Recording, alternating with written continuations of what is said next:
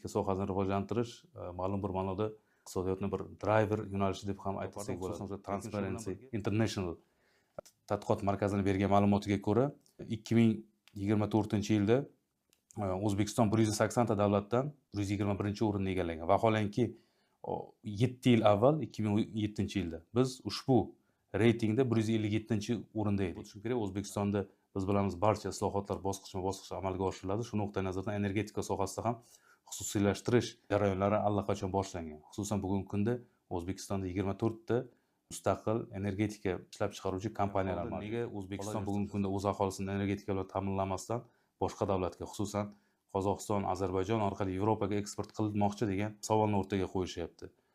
Eng avvalo shuni aytib o'tish kerak, O'zbekiston, Qozog'iston, Ozarbayjon orqali Yevropaga eksport qilinadigan loyiha bu istiqboldagi loyiha.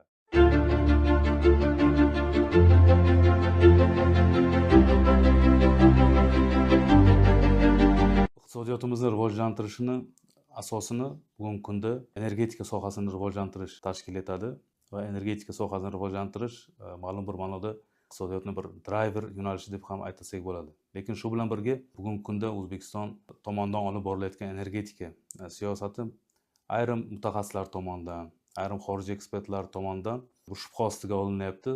Ya'niki go'yoki O'zbekiston o'z oldiga qo'ygan maqsadlarga erisha olmaydi degan turli xil izohlar uchrab turibdi. Bugungi kunda O'zbekistonda yashil iqtisodiyotni rivojlantirish, yashil energetikani rivojlantirishga ustuvor ahamiyat berilyapti. 13-dekabr kuni o'tgan yil prezidentimiz boshchiligida bo'lib o'tgan o'sha xorijiy investorlar bilan uchrashuvda 2024-yil yakuni bo'yicha bizda yashil energetika ulushi umumiy energetika ishlab chiqarish 16% ni tashkil etishi aytib o'tildi. Shu o'rinda O'zbekiston katta investitsiyalarni jalb qilyapti. Ertaga bu investitsiyalar qanchalik foyda keltiradi degan savolni qo'yishyapti mutaxassislar. Albatta bu yerda asos sifatida shuni aytishimiz mumkin. Bugun butun dunyoda yashil energetika iqtisodiyotni bir ustuvor rivojlanish yo'nalishi sifatida belgilangan. Agar bir raqamlarga e'tibor qaratadigan bo'lsak, 2022-yilda yashil energetika umuman jahon energetikasini umumiy hajmida 9% ni egallagan. Lekin mana bu 2024-yil yakuniga kelib esa bu 30% ko'rsatkichga. Ya'ni ko'ryapmizki, bu soha qanchalik istiqbolli ekanligini. O'zbekistonga baho berganda eng avvalo xorij ekspertlar bergan baholarni keltirishni lozim deb topardim. Xususan Transparency International tadqiqot markazining bergan ma'lumotiga ko'ra 2024-yilda O'zbekiston 180 ta davlatdan 121-o'rinni egallagan. Vaholanki 7 yil avval 2007-yilda biz ushbu reytingda 157-o'rinda edik. Ya'ni o'sha qisqa davrda biz 30 pog'ona yuqoriladi. Ya'ni ko'rinib turibdiki, ushbu sohada olib borilayotgan chora-tadbirlarning qanchalik samarador ekanligi. Ya'ni bu nafaqat energetika sohasi, balki barcha sohada, qishloq xo'jaligi bo'ladimi, transportmi, ta'limmi, barcha sohada bugungi kunda korrupsiyaga qarshi shafqatsiz kurash e'lon qilingan. O'zbekistonda biz bilamiz barcha islohotlar bosqichma-bosqich amalga oshiriladi. Shu nuqtai nazardan energetika sohasida ham xususiylashtirish jarayonlari allaqachon boshlangan. Xususan bugungi kunda O'zbekistonda 24 ta mustaqil energetika ishlab chiqaruvchi kompaniyalar mavjud.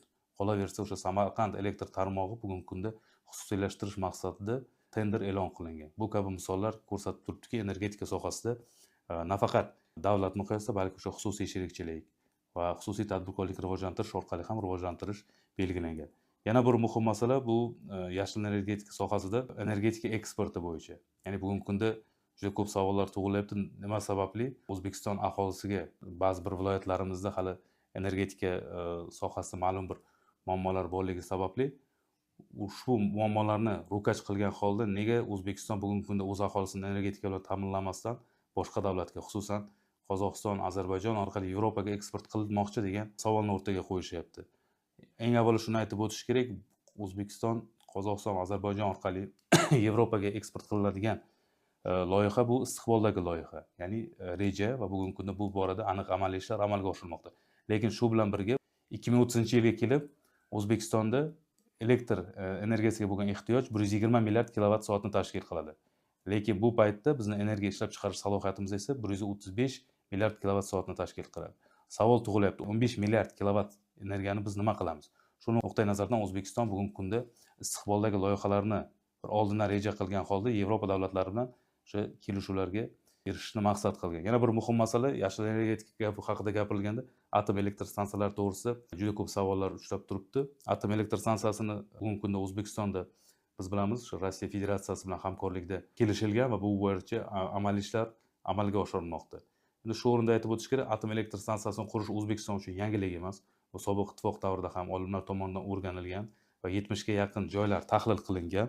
Xususan so'nggi yillarda O'zbekistonda olib borilayotgan islohotlar natijasida bu mavzu yana ko'tarildi va 2019-yilda eng avvalo xalqimiz orasida, iqtisodchilarimiz orasida, olimlar orasida muhokamadan o'tkazildi. Va shu muhokamalar natijasida 70% ga yaqin o'sha so'rov qilinganlarning 70% bu loyihalarni qo'llab-quvvatlagan. Endi buni atom elektr stansiyasini qurish qanchalik xavf talabga javob beradi? O'zbekiston seysmik joyda joylashgan, geografik nuqtai nazardan degan savollar ham uchrab turibdi.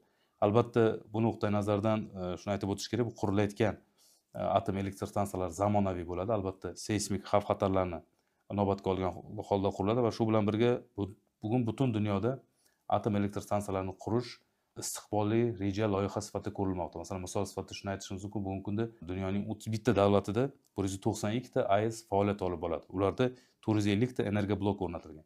Yana bir e'tiborli jihati, atom elektr stansiyasini qurish har tomonlama iqtisodiy nuqtai nazardan manfaatli hisoblanadi.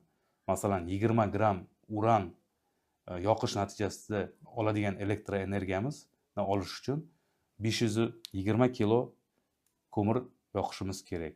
Bir tomondan ko'rinib turibdi, bu qancha hajmni tashkil qiladi, ikkinchi tomonda esa ekologiyaga yetkazib beriladigan zarar.